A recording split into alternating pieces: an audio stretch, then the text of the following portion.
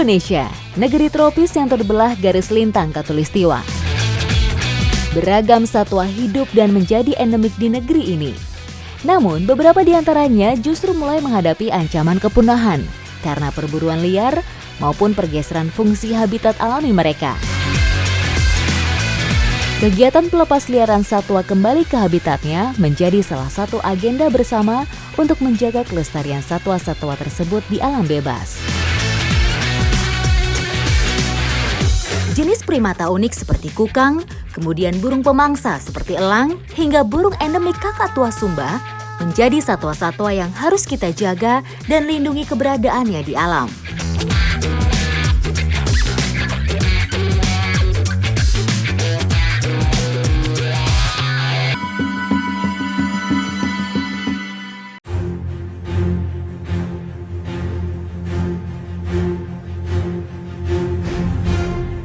Petualangan tak melulu soal sensasi di tengah eksotisme alam.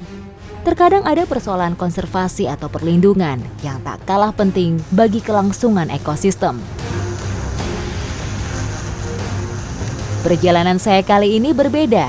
Saya akan bergabung dengan tim International Animal Rescue untuk melepaskan satwa liar.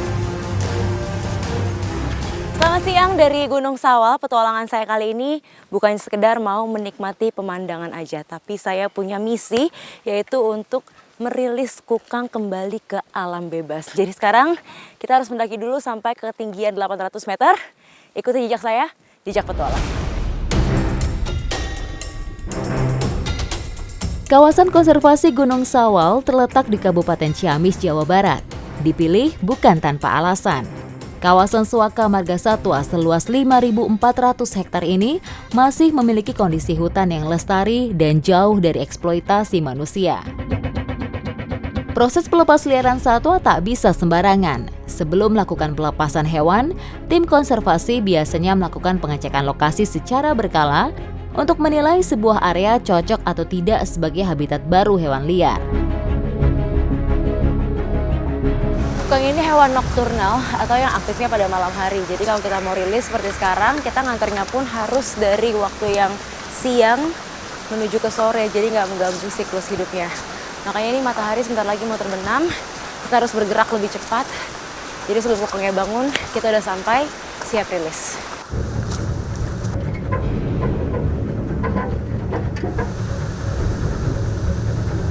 Tak hanya menjadi habitat kukang, Gunung Sawal juga masih menjadi habitat macan tutul.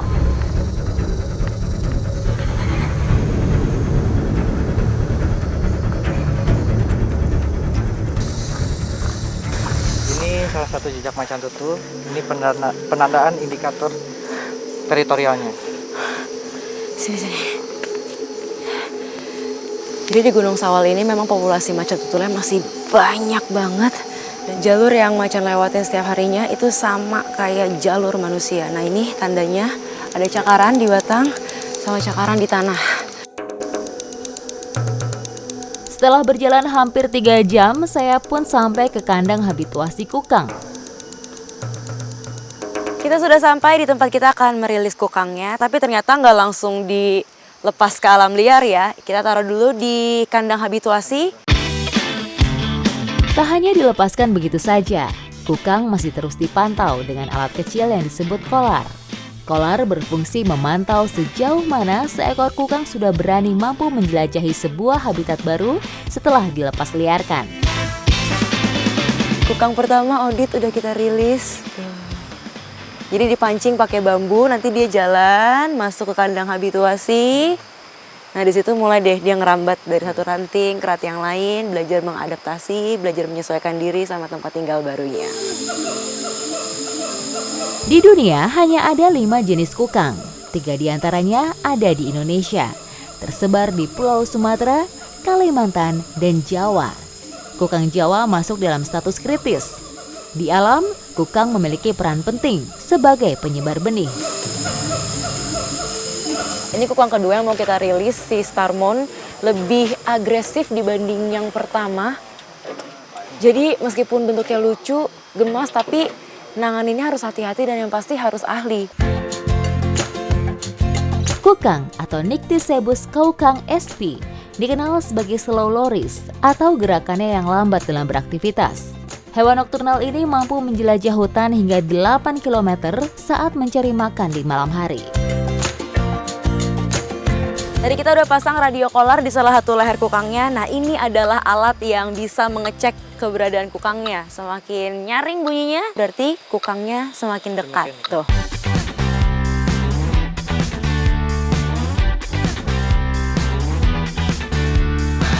Dari sinilah proses rehabilitasi kukang bermula.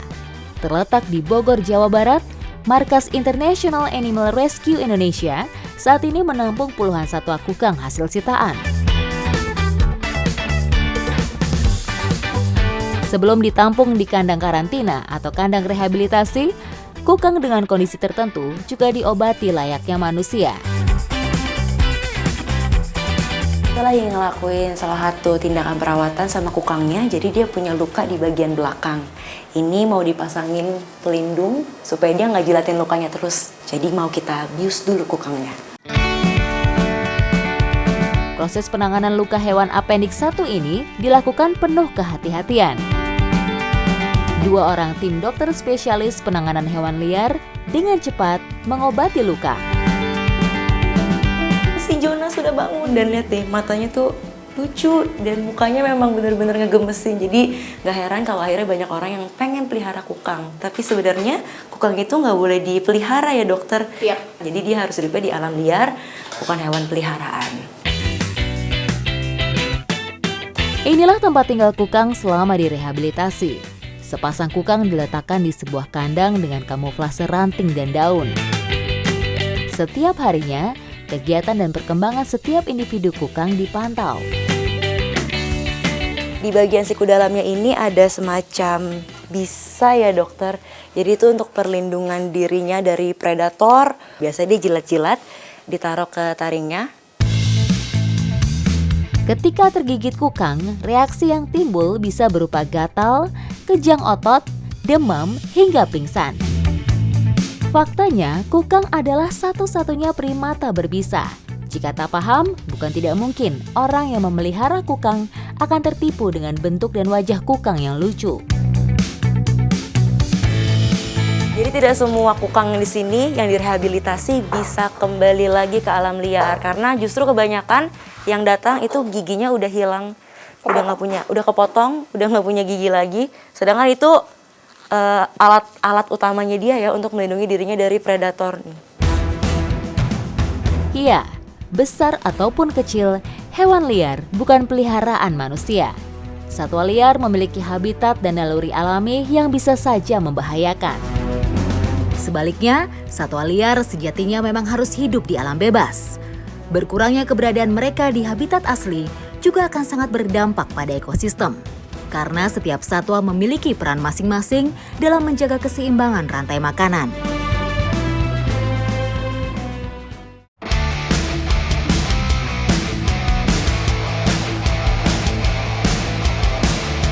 Petualangan saya selanjutnya berlokasi di Desa Pusung Kapal, Kecamatan Suruwai, Kabupaten Aceh Tamiang. Oke, kita sudah sampai di tempat trapnya. Jadi ini talinya. Trap itu biasanya dipasangnya di posisi yang memang di bawah pohon bakau ya Bang? Iya. Di bawah pohon bakau. Jadi memang biasanya dia tinggalnya di bawah sini. Terus habis itu sering makanin buahnya. Iya. Saya bersama tim akan melakukan survei pemantauan populasi, penelitian genetika, dan habitat tuntong. Saya nggak ngira begitu diangkat akan seberat ini. Ini beratnya kurang lebih 10 kilo deh ya? 10 tangan saya udah getar. Ini berat banget. Nah, yang kita dapatkan hari ini adalah tuntong jantan. Nih, bedanya dia ada di cangkangnya, ya Bang? Ya, di cangkangnya dan perubahan warnanya nih, Mbak, di sini. Oh. Di atas kepalanya nih. Jadi cangkangnya itu kalau jantan ada motifnya. Saat pemasangan microchip, wajib memakai sarung tangan agar higienis dan tuntong tidak tertular bakteri dari manusia atau sebaliknya.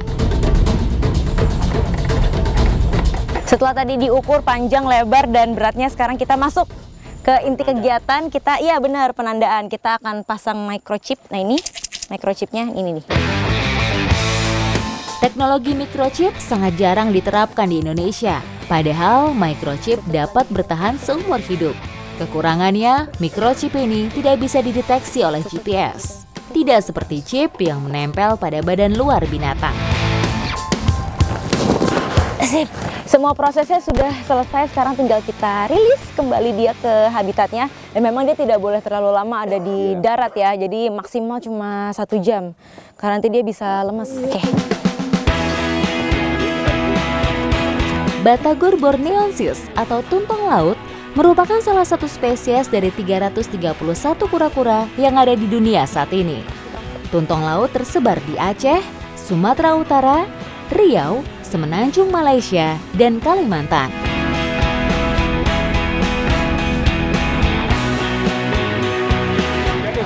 Tuh, lihat tuh anakan tuntung berjemur. Mana? Ada lihat nggak? Itu di atas dahan itu, ranting itu.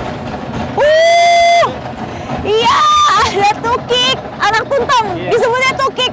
Lagi berjemur di atas ranting. Keluarga tuntong memiliki 2 spesies, tuntong laut dan tuntong sungai. Keduanya mendiami habitat yang sama, yaitu hutan mangrove. Kedua spesies ini dilindungi keberadaannya. Pemerintah juga telah memberi prioritas konservasi tinggi, karena tuntong sudah mulai krisis akibat perburuan liar. Bahkan telurnya dijual untuk dikonsumsi.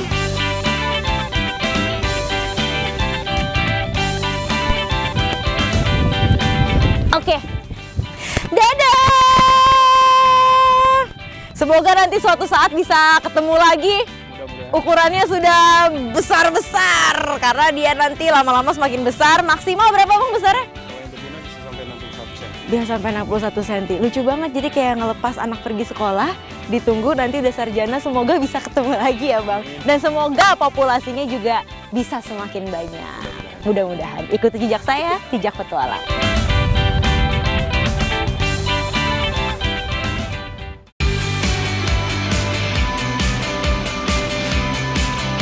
Taman Nasional Gunung Halimun Salak, sebuah ekosistem hutan alam yang memiliki keanekaragaman flora dan fauna.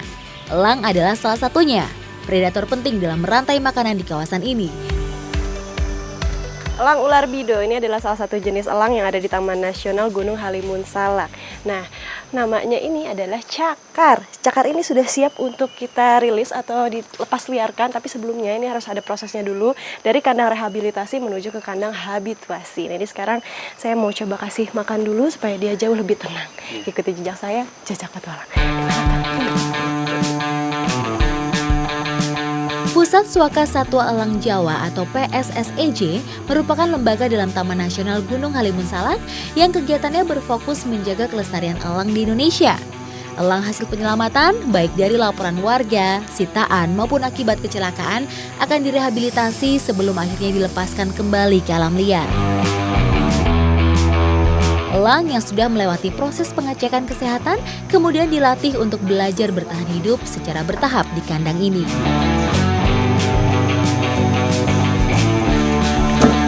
Ini dia kandang rehabilitasinya, sekilas memang mirip dengan habitat aslinya.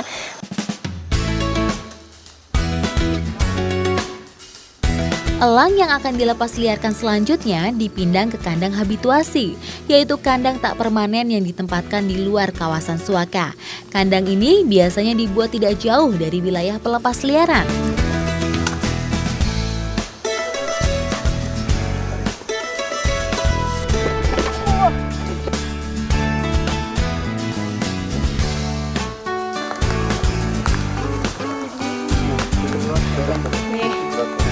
Kandang habituasi ini sekilas mirip seperti kandang rehabilitasi, hanya bedanya di sini lokasi kandangnya berhadapan langsung dengan zona rimba atau zona yang memang banyak pohon-pohon alami yang menjadi habitat berbagai jenis elang, salah satunya ya jenis elang ular bido.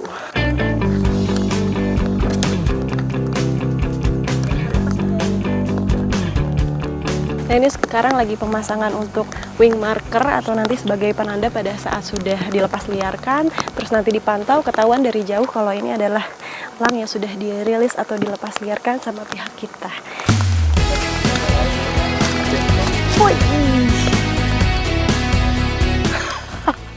Akhirnya Dia terbang dengan bebas setelah tadi ditaruh di kandang angkut.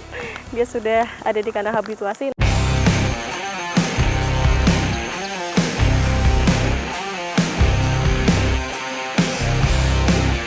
Ada sekitar 26 elang yang sudah diselamatkan suakalang ini. Beberapa di antaranya dalam kondisi yang memprihatinkan, seperti tertembak atau terjerat jebakan. Kecelakaan ini seringkali mengakibatkan elang mengalami cacat permanen, sehingga kecil kemungkinan dapat bertahan hidup di alam liar. Sesuai namanya, kandang display ini juga bermanfaat sebagai sarana edukasi lembaga konservasi elang ini ke masyarakat.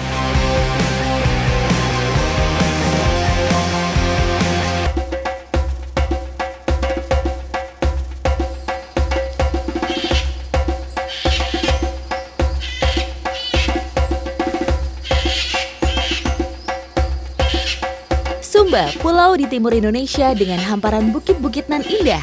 Dataran tertingginya terletak di puncak Wanggameti yang berada di kawasan Taman Nasional Laiwangi Wanggameti. Di kawasan inilah saya akan menjumpai satwa endemik Sumba, kakatua jambul jingga. Sekarang saya lagi bersama dengan teman-teman dari Taman Nasional Matalawa, tepatnya di blok hutan Laiwangi Wanggameti. Nah, ini sekarang kita mau merilis salah satu fauna yang menjadi endemik di Sumba. Namanya kakatua jambul jingga atau sekarang disebutnya dengan kakatua Sumba. Ikuti jejak saya, jejak petualang. Habitat kakatua Sumba berada dalam peralihan hutan primer dan sekunder atau disebut wilayah ekoton. Hutan primer adalah hutan yang belum tersentuh aktivitas manusia, sehingga cocok untuk tempat berlindung kakatua. Sementara hutan sekunder kaya akan pakan kakatua. Membutuhkan waktu 1 jam berjalan kaki untuk mencapai tujuan kami di pos pengamatan kakatua jambul jingga. Jadi sekarang saya sudah sampai di spotnya. Kalau di sini namanya adalah spot Lawara. Ini adalah wilayah ekoton yang ada di hutan sini yang memang cocok untuk kakatua ini berkembang biak, jadi banyak sekali pangannya di sini. Dan di sebelah sana ada hutan yang sangat lebat yang memang cocok untuk tempat tinggal dia. Nah, sekarang saya mau rilis kakatua ini. Sepertinya dia udah mau berontak-berontak terus dari tadi udah gigit-gigit. Ini sudah mau dilepas tapi saya yang deg-degan. Semoga kamu bisa bertahan hidup di sini dan semoga kamu makanannya banyak ya. Tuh, ada pangan-pangan kamu di sini. Dah.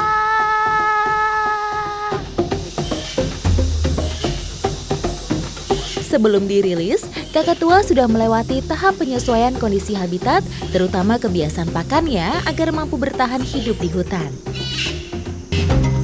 Tidak terbatas pada usaha merilis kakatua hasil dari tangkapan warga. Pakan favorit si jambul jingga di alam liar juga turut diperhatikan.